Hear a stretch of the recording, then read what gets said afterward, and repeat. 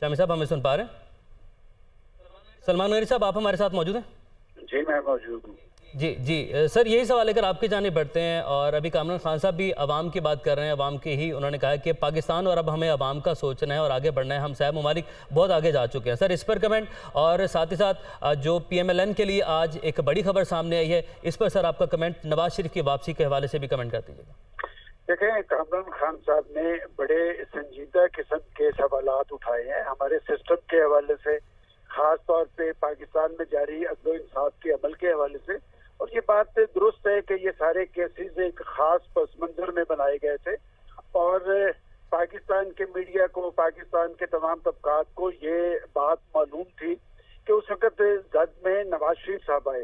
ये सारा सिलसिला पानामा लीक से शुरू हुआ और पानामा लीक्स में तकरीबन 450 लोग थे जिन पे ऑफशोर कंपनीज बनाने का इल्जाम था। बराह रास्त उसमें नवाज शरीफ साहब का नाम नहीं था, लेकिन बाद में उनके मामला जिस तरह खंगाले गए, फिर ये मामला एहतसाब कोर्ट से होता हुआ पाकिस्तान की सुप्रीम कोर्ट तक पहुंचा। देखिए, बात यह कि ये जो जजा और सजा का अमल है ये मुआशरों के लिए नागुज़ीर होता है, और अगर जजा और सजा का अमल सियासी मफादात के साथ मशरूत हो तो वो मुआशरे के अंदर इस्तेहकाम पैदा करने की बजाय इंतशार पैदा करता है।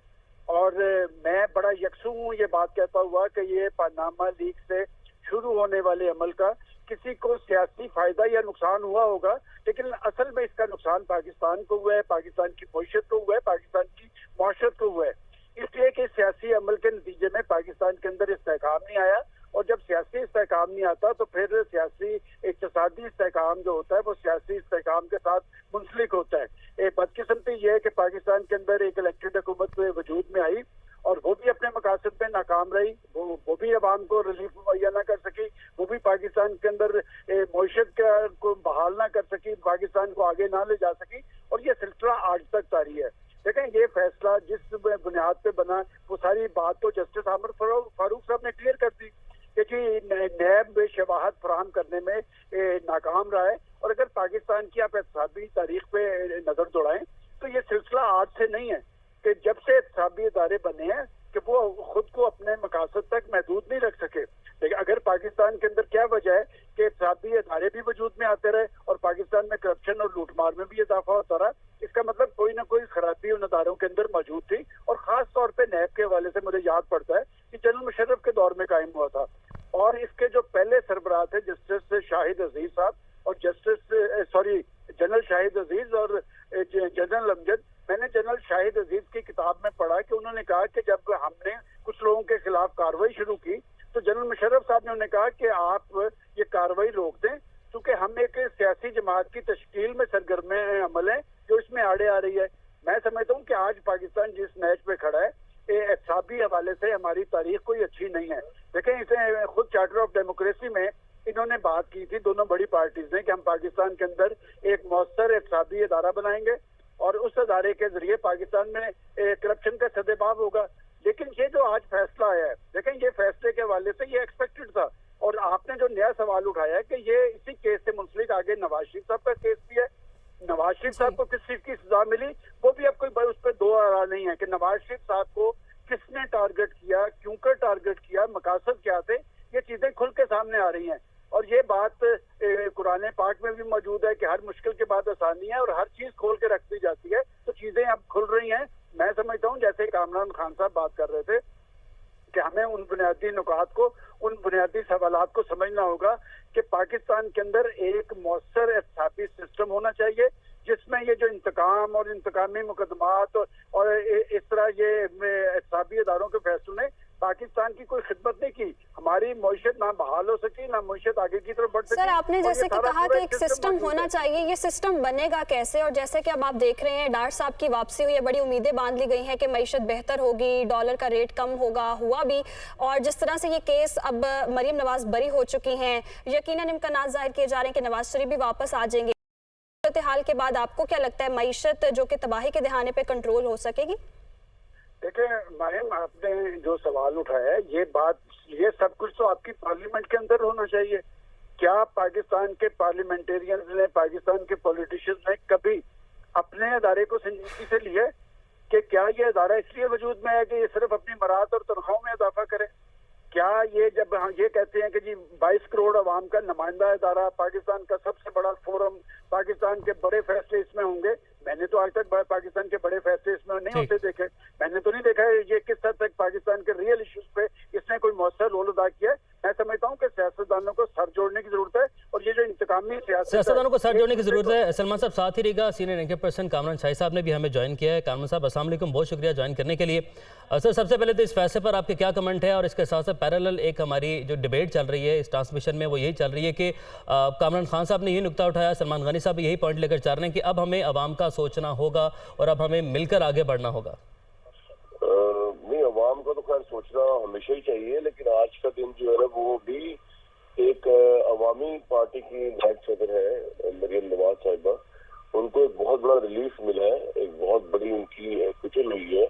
एक इल्जाम था पिछले 4-5 साल से जो उनके वालिद पे और उनके लगा हुआ है, वालिद साहब पे तो उनके भी लगा हुआ है, और वो था चोरी का, डकैती का।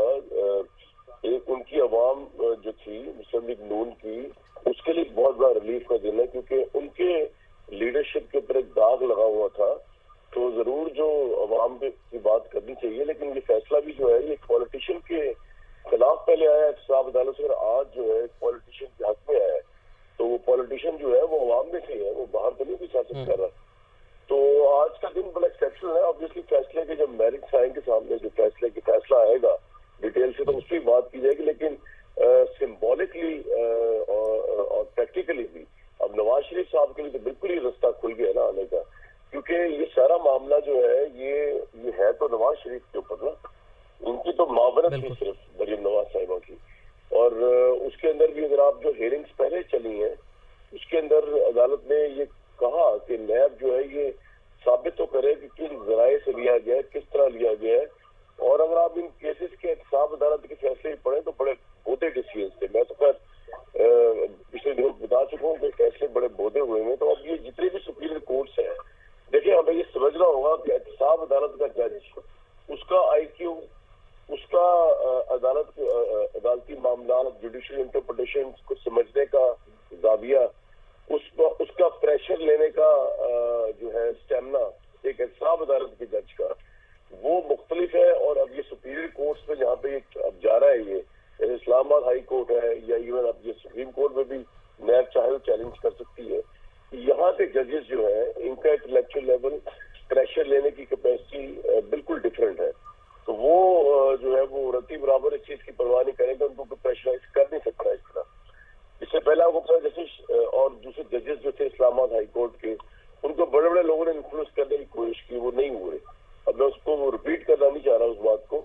इसी इस्लामाबाद हाई कोर्ट के एक जज जो थे, उन्होंने कहा कि जी उनको प्रेशराइज करने की कोशिश की, वो नहीं हुए।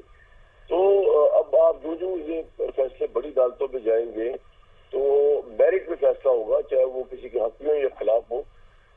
मैं तो ये समझता हूँ आज बहुत बड़ा दिन है PMLN के लिए, क्योंकि पिछले कई साल से इमरान खान साहब की भी यही पॉलिटिक्स रही, वो अपने आप को ऑनेस्ट और बाकी सबको चोर साबित कर रहे थे। तो मरियम नवाज उनके निशाने पे थी बहुत अरसे से, आज जो है वो बिल्कुल बाजी पलट गई।